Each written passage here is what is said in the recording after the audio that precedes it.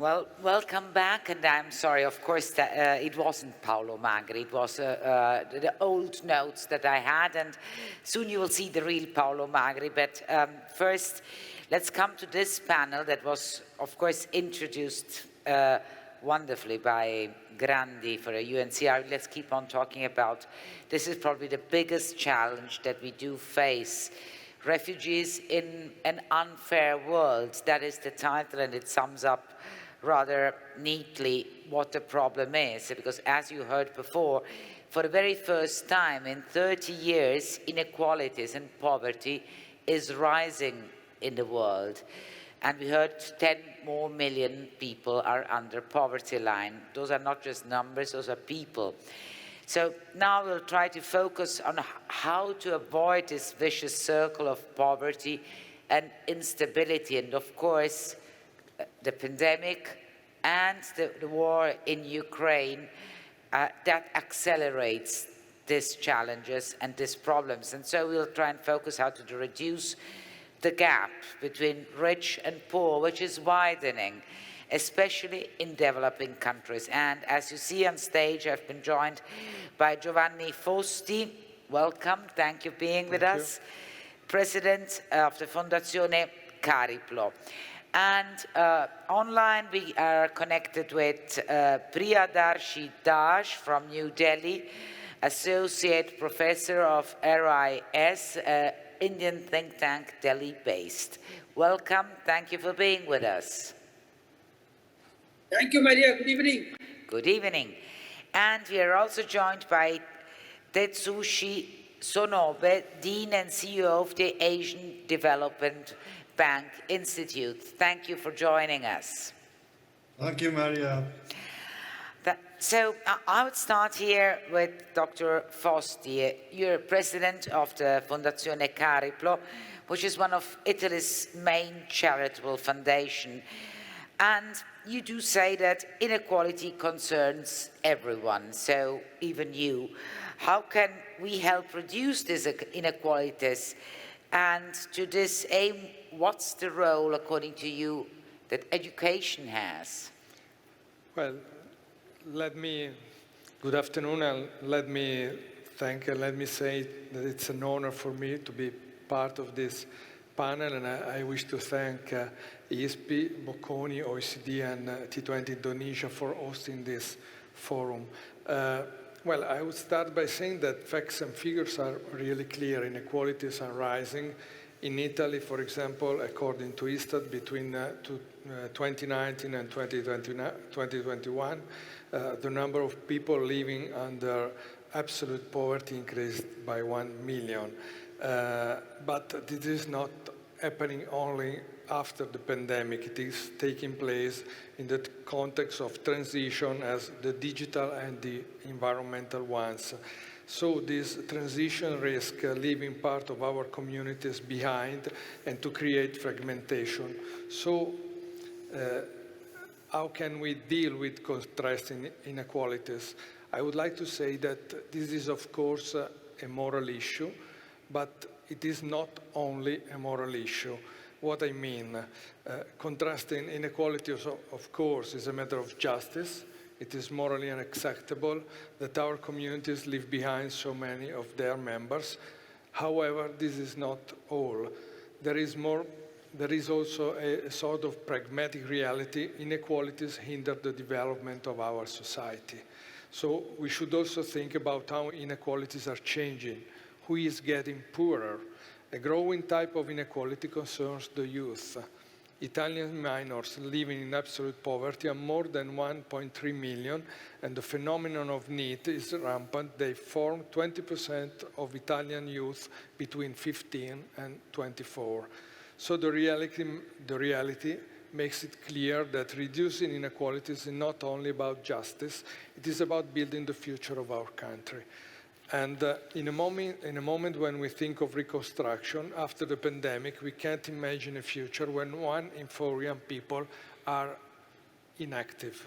So education is key to contrasting inequalities, and for us, this started by activating the resources of our communities in response to the learning loss caused by the lockdown. To contrast the digital divide created by online learning, we activated a social supply of chain of refurbished devices. Then, in the tutoring online program with Bocconi University, maybe some of people participating in this program are here. Bocconi University, Bicocca, and Harvard University students supported younger students facing learning difficulties. Third point, contrasting inequalities is also about securing the future of democracy. Inequalities break social bonds and create fragmentation. Trust and community bonds are essential to democracy. They ensure people's participation and interest in democracy. This also means that to reduce inequalities, we need to build community bonds again, creating the social infrastructure that promote trust. For example, Fondazione Cariplo supported the third sector organization that were struggling to survive during lockdown in 2 editions of the Let's Go project. Thus, reducing inequalities is not only about supporting the vulnerable parts of our communities, but also finding the resources that our communities already have. This has to happen with our eyes pointed at the younger generations, which have been affected the most. We can't leave them behind and deprive them of the desire to build future. Well, thank you. And you, as you mentioned in your speech, it is a moral question, the economical divide. A moral question calls for ethical answers from politics, but also from finance. And I wanted to ask Dr. Sonobe, now we have the Ukraine conflict and China's lockdown that has been slowing down Asia's economic growth as well. And how would you address these risks, and in particular the risk of financial stress in developing countries? Okay, thank you, Maria. Thank you, ISPI. Yeah, good evening from Tokyo. It's an honor and a pleasure to participate in the Global Policy Forum. I'm so sorry that I cannot join you in person. So the war in Ukraine has caused the grain price hike and energy price hike, which pushed up inflation rates in the developed and emerging economies and threatened food security and energy security in developing countries. So equally problematic are the supply chain disruptions caused by the lockdowns of major cities in China. So many factories in many countries stopped. The supply chain disruptions, together with the fuel price hike and the food price hike, have aggravated the inflation, which in turn put pressure on FRB to raise US interest rate. And monetary tightening in the US and other advanced economies will further drive up the cost of debt and make international refinancing ever harder for the global south.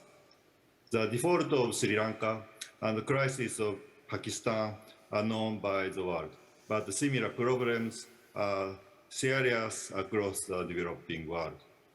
According to the IMF, the share of low-income countries that are at high risk or are already in debt distress has doubled since 2015, up from 30% to 60%. Not only low-income countries, but a growing number of middle-income countries are suffering from high debt service burdens. Debt to GDP ratios and the external debt service to government revenue ratios had been on the rise already prior to the COVID-19 crisis and have further increased considerably for the last 2 years. Such a situation is not only threatening economic recoveries, but it's also impeding much-needed investments in climate resilience and Agenda 2030.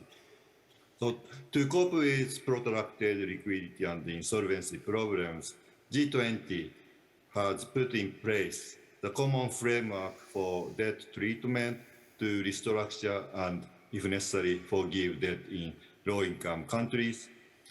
The major concern is that this common frame lacks a mechanism to incentivize private creditor involvement and suffers from some other weaknesses. So against this backdrop, the T7, Germany, task force on sustainable economic recovery, in which I participated as one of the 3 co-chairs, made some proposals, including the following. G7 should reform the IMF and the World Bank's debt sustainability analysis to fully include climate and sustainability risks and investment needs. G7 should create legal safeguards for debt restructurings and limiting opportunities for holdouts to derail negotiation processes and outcomes, and increase incentives for private creditor participation in reprofiling and restructuring, respecting the principle of comparable treatment of creditors. The last point, besides, we think that World Bank and other multilateral investment banks could set up and export credit programs for developing countries whose terms of trade have deteriorated because of the war and sanctions. I stop here. Thank you very much. Well, thank you, because you outlined the goals that have to be achieved. Now, let's go back to reality, and we go link up to Delhi, where, according to Forbes, the numbers of billionaires in Delhi has increased from 102 in 2020 to 166 in 2022, so in just 2 years. And according to the World Inequality Report, India is one of the most unequal countries. So probably it's a good example to ask you, how can India achieve the sustainable development of all of the Indians and close this widening income gap between the have-nots and the haves? Professor Dash. Thank you, Maria, for this very interesting question. First of all, I'm sorry for this mess up with that in the beginning of the session. Before I get into the India story, let me spend half a minute on what is happening globally. From the very start of the development discourse in the 50s, when most of the countries were getting independence from their respective colonizers.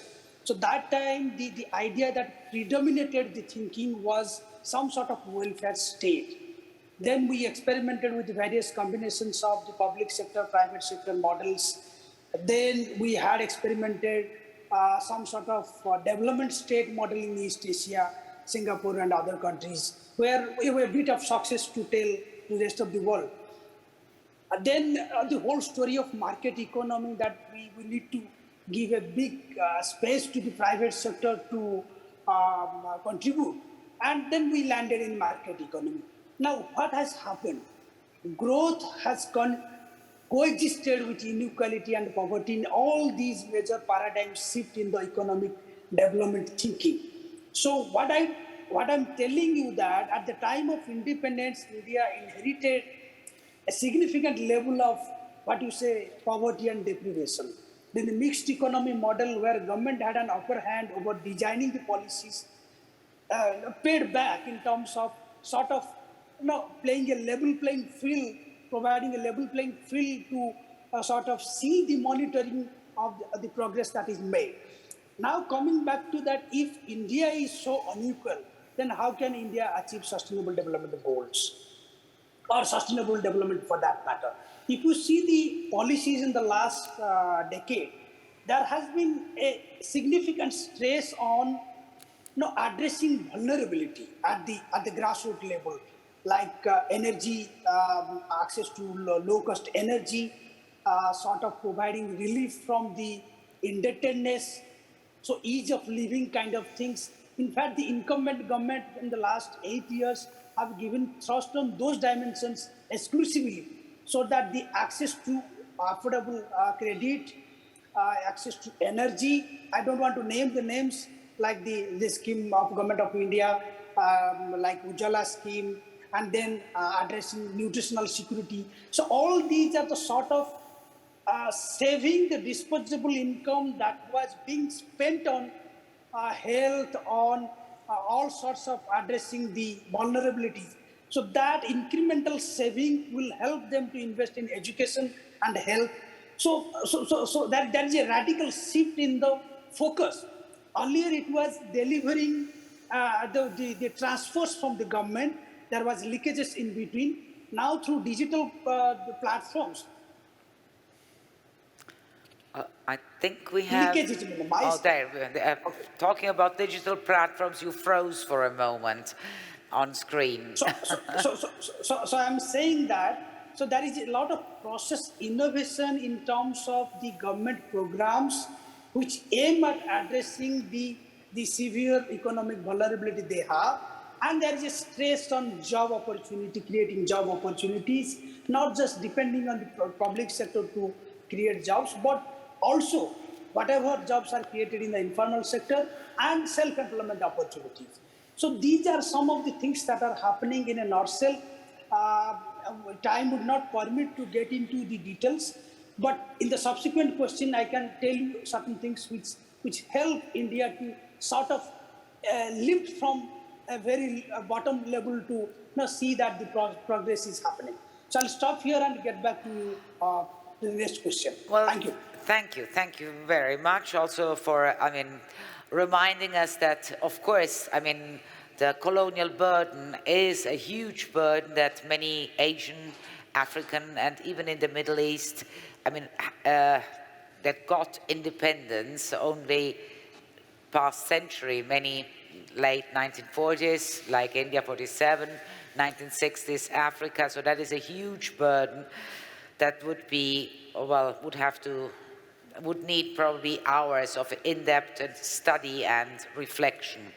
But now I want to come back to our guest, Dr. Fosti, because many panelists addressed the food crisis, also the Ukraine war will worsen and will become much, much more dramatic.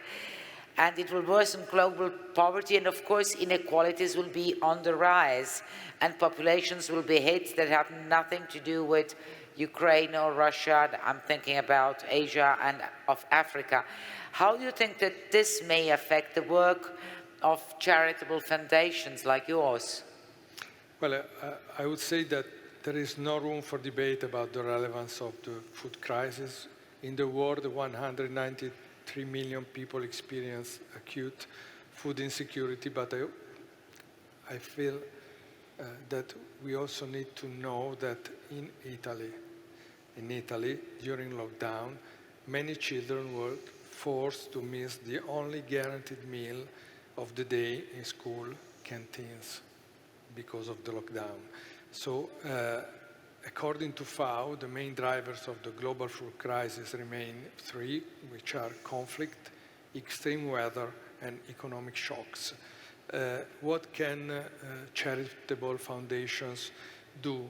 I think that we can contribute to think about the future in times of crisis. So we need to put together emergency approaches and systemic solutions. For example, and we need to start from the local level. In the city of Milan, for example, we started within there is a well-established project which is the Food Waste Hub project by the City of Milan with Fondazione Calipros Rete QB, and it was also awarded by a prestigious Earthshot Prize. This will offer resources to expand and improve this project about food waste. Also, philanthropic foundation can offer, of course, a vision of the future. They can experiment long-term solutions to tackle the roots of the problem. Of course, food is a very complex issue, which creates a necessity to work in alliance with many actors. Foundation can help these actors to have a broader understanding of the food crisis and to work together. Third point, contrasting the effects of the food crisis must be part of contrasting inequalities. We should not forget that inequalities are correlated one to each other. We need to work to contrast food poverty together with contrasting all inequalities. This means investing into the futures. Into the future so that part of our communities are not so vulnerable in times of crisis. The key, again, is education. For example, access to healthy food also depends on food environments, the living spaces and the options they offer. Working on our cities can influence how people experience food poverty. So, in a time of crisis and emergency, foundations can contribute by experimenting, creating networks, and providing a vision of future so that solutions can prevent this crisis in the future. Thank you. Well, thank you very much also because, I mean, inequalities, food crisis brings to inequalities, and from experience, I mean, inequalities bring to social unrest, and in some ways, I mean, especially here in this city, in Milano, you have experienced it even recently. And of course, I mean, that is everyday life for many countries where social unrest stems from inequality. And it's even true from the US. But now let me go to Dr. Sanobe. So the world has become less and less equal, and unfortunately that is a fact, and the poor are the ones who suffer most. And in times of war, how to avoid that the world forgets the most vulnerable population? Yeah, Maria, thank you very much. This is an excellent question. So all we know that extreme poverty reduced dramatically. So people living with less than 1.9 US dollars accounted for 40%, more than 40% of the world population in 1981, but only 10% in 2015.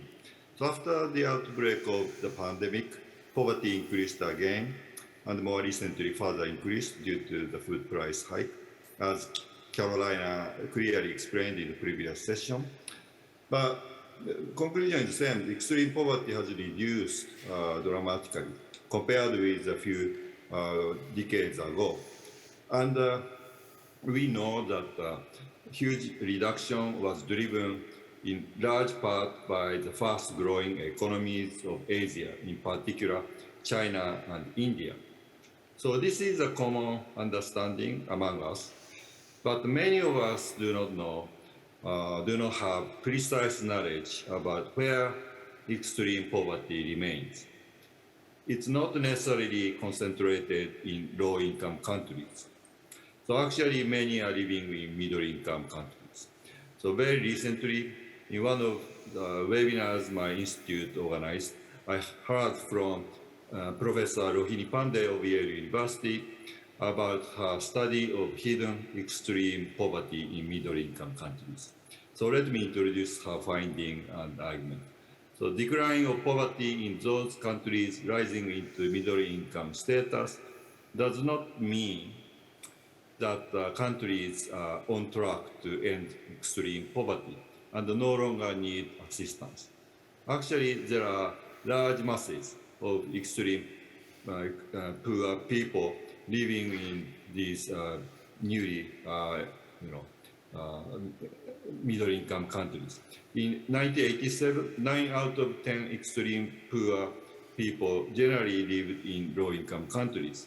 But by 2015, only 4 out of 10 live in low-income countries, while the rest live in middle-income countries.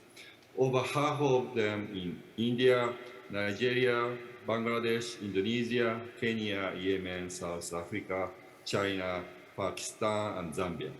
So Professor Pandey referred to these countries as high poverty middle-income countries.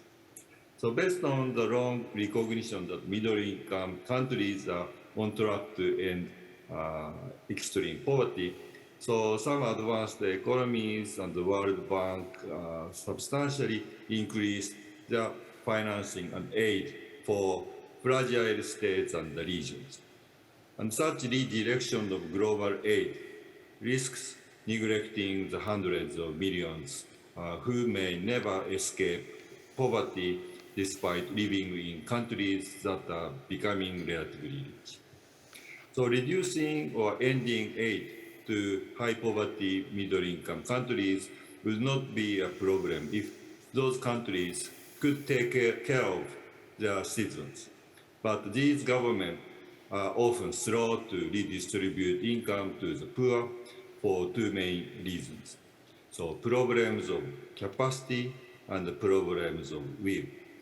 So capacity means the capacity for domestic resource mobilization, and which the multilateral investment banks like ADB have been working on. But problem of will is or must be or likely to be more difficult to solve. So Professor Hiripande is now working on this problem. So I stop here. Thank you very much. Well, thank you. Thank you. In fact, you mentioned that inequality, poverty is on the rise in middle-income countries, and that is surely true for India. So, Professor Daesh, what tools can you put in place to manage? I mean, poverty brings to migration, and at times also it can be very, very dramatic, like happened with the Rohingya population that is now in Bangladesh. So, what are the tools to manage migration more effectively than it has been now? Maria, I think let us be very pragmatic in our approach. Besides leaving this distress migration caused due to war and other conflicts, political conflicts, the economic migration is obvious to happen. In an interconnected world where some pockets of prosperity giving more opportunities, it will happen. But your question is very right. How to manage that? The way countries becoming or thinking of the nationalistic orientation during Trump era, all these things, those could be self-defeating approach. For example, Indians working abroad, and then South Asian workers exploring Indian market for jobs. These are the hard facts that are happening. But more than that, within country, the internal migration is also quite... We have got again a digital divide, I suppose. Professor, you are frozen. I don't know if we can manage to, well, suppose that that was proof what happens with digital divide. It is really a divide. So I thank Professor Dash, if you can hear me. I thank also Professor Sonobe and Dr. Fosti. Thank you very much. And now I leave the stage for the conclusions to